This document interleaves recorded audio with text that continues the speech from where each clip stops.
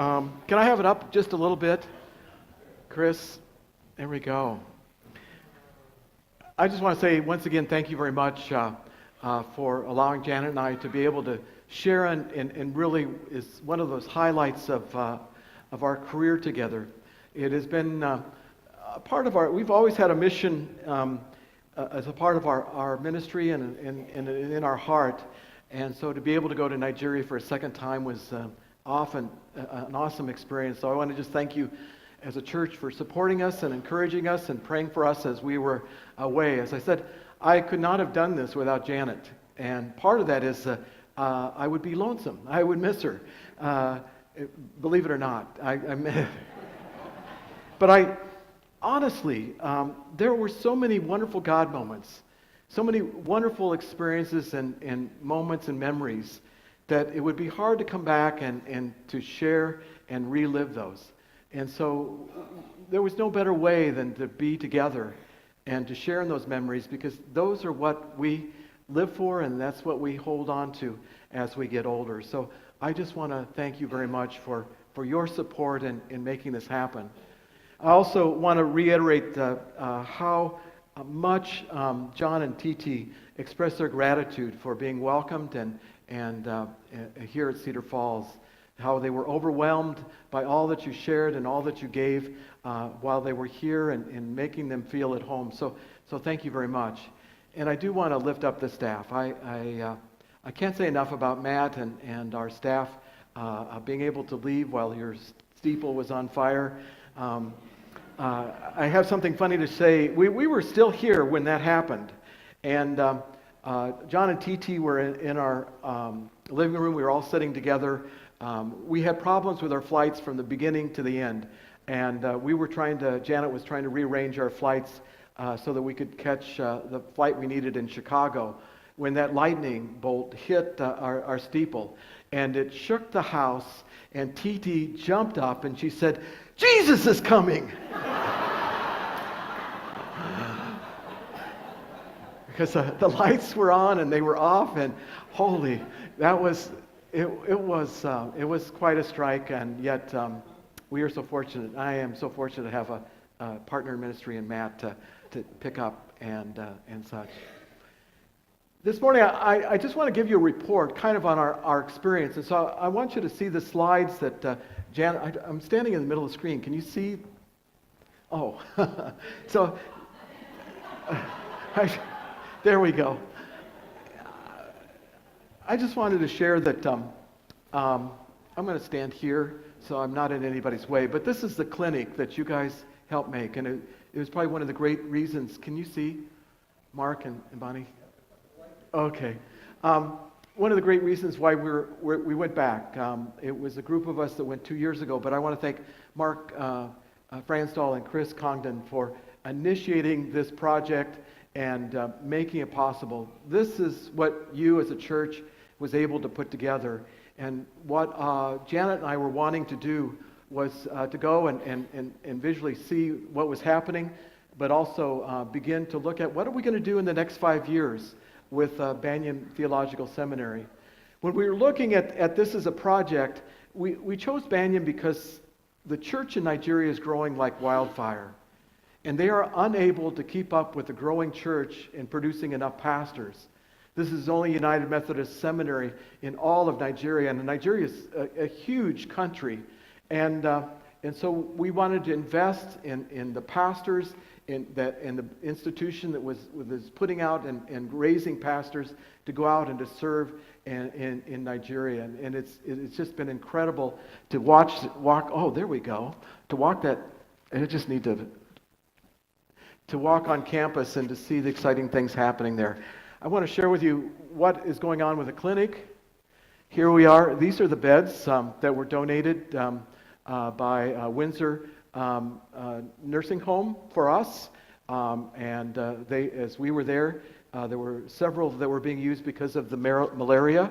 And so I just wanted to show you a picture of them being set up and such. This is Janet at work. Using, what do you call that, Janet? It's a Star Trek fever detecting thing. But you do it without having to stick a thermometer in their mouth. and she could read their temperature. And the sad thing is, as she was working, how many children and adults were dealing with malaria. And we ran out of malaria medicine while we were there, and typhoid, which is you get from poor drinking water. And so here she's using and showing the scales that we were able to locate and donate. This is Janet using the fetal scope that Tony Lake donated. And Tony donated that, and for the first time they're able to hear the heartbeat of babies in the clinic. Now, we took a fetal scope that was donated by Dr. Bonebreak to Warnell, to Priscilla, and where she's already delivered 100 babies out of that little clinic. And so when she saw that thing, she was just overjoyed. And so Janet was thrilled. She said, come here, you can hear the baby's heartbeat. It was almost like that first time, when you're a young couple and you can feel the baby move inside. It's just cool. It was really, really kind of neat. Here's Janet. Many of you donated money, and some of you donated medical supplies for us, and this is Janet delivering the supplies to the clinic. Sadly, the way this picture is taken, this is Peter, and he's a clinician that works here, and he's an incredible man for the skills that he has and the work that he does there for the clinic. He has not been paid for 4 months, and that's one of the things and issues that we're looking at, because we as a congregation had promised to pay and see that they receive their salaries. So it was a good thing that Janet and I went, and we were going to get to the bottom of why he's worked, and he's incredible that he's worked for 4 months without pay. But you can see the joy and giving to them supplies. Now, this is an old friend. This is Blessing. She runs the cyber cafe, the computer lab, and it's neat. She's wearing her favorite T-shirt, and so I said, I want to take a picture of you in this, and so there again, they had their internet was cut off for no reason, and we pay for their internet, and we're going to get to the bottom of why they haven't received the money from Iowa for making it possible, because we were wanting to keep it better in touch with you while we were away. I don't know if you remember the story of Baku. He is born with deformed legs. He received a PETA the last time we were there, a PET, personal energy transport, where because of his legs, he pedals with his hands. That's his daughter, and we couldn't believe how she's grown. But I just wanted to give you an update picture of Baku, who is incredible, and he was dressed to see the bishop. The bishop was arriving, and all the students wanted to be there with their dresses on. So here I'm meeting with a Bishop Johanna, Bishop John Wesley Johanna, and wishing him greetings from our bishop and district superintendent and our church, and he was happy to see us there. The next picture is I want you. This is a man named Bokar, and I want you to remember his name. I preached on Wednesday night there at a church that was packed, and they paid me with 2 chickens. And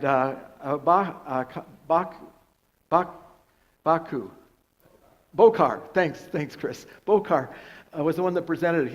He's the one that did our laundry, cleaned up the guest house while we were there. He is a trustee of this church, and I received 2 chickens for my work that day, and Janet received 1 chicken. And so there is still this thing about women not being paid equally.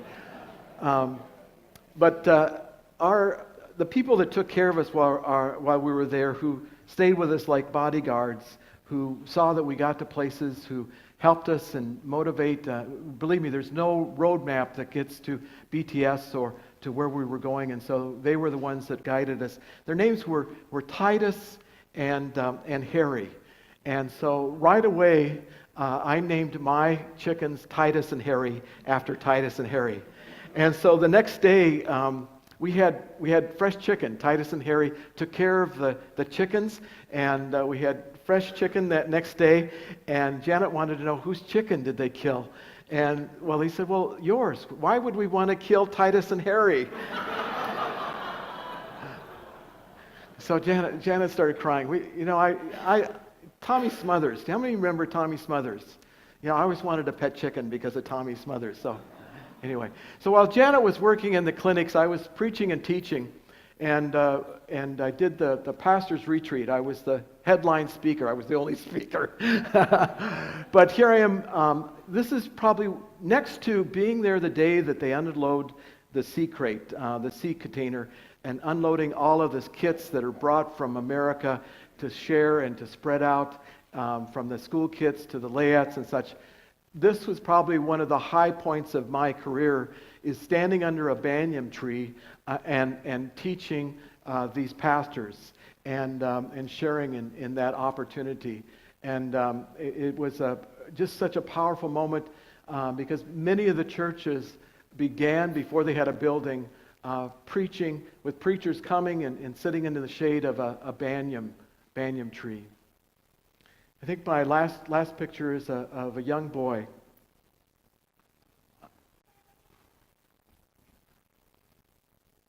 His name is Ladi. Ladi, if you look, has got a sore on him like I'd never seen before. He had 3 of them like that, and as I was crossing campus to go to my classes to teach, these 2 young boys came and they say hello and goodbye or bye-bye.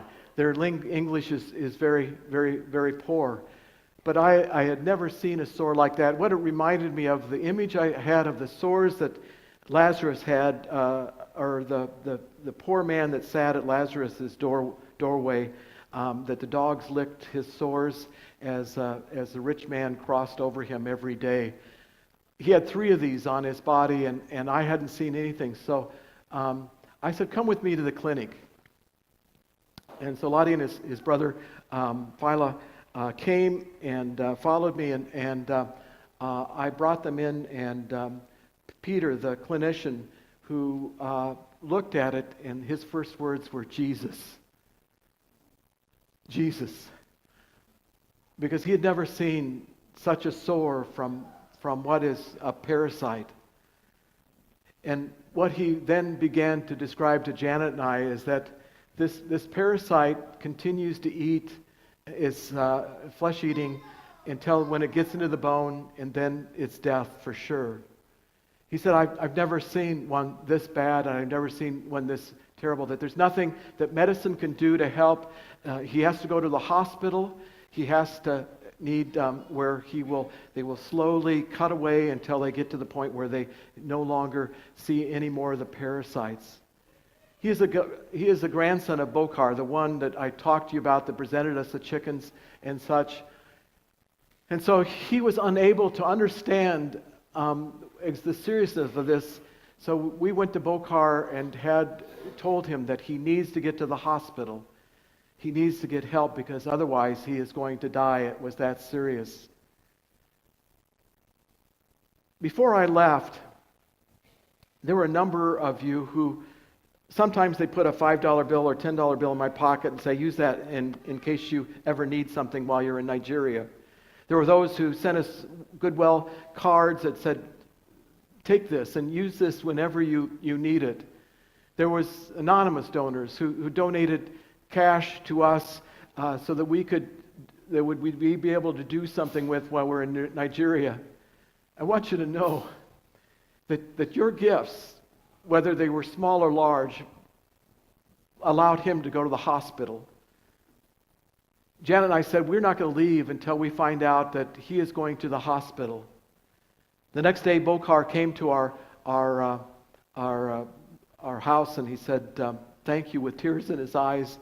Thank you for saving our grandson.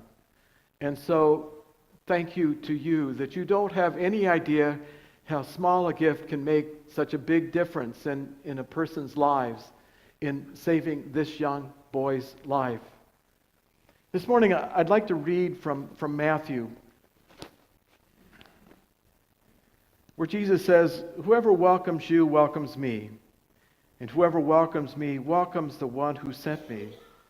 Whoever welcomes a prophet in the name of a prophet will receive a prophet's reward, and whoever welcomes a righteous person in the name of a righteous person will receive the reward of the righteous. And whoever gives even a cup of cold water to one of these little ones in the name of a disciple, truly I tell you, none of these will lose their reward." You have no idea how the gesture of a single cup of cool water can make in the difference of a person's life. You have no idea how small maybe that donation may be to you, how that could make a difference in the life of a child. The next day I was preaching in the chapel, and it was full.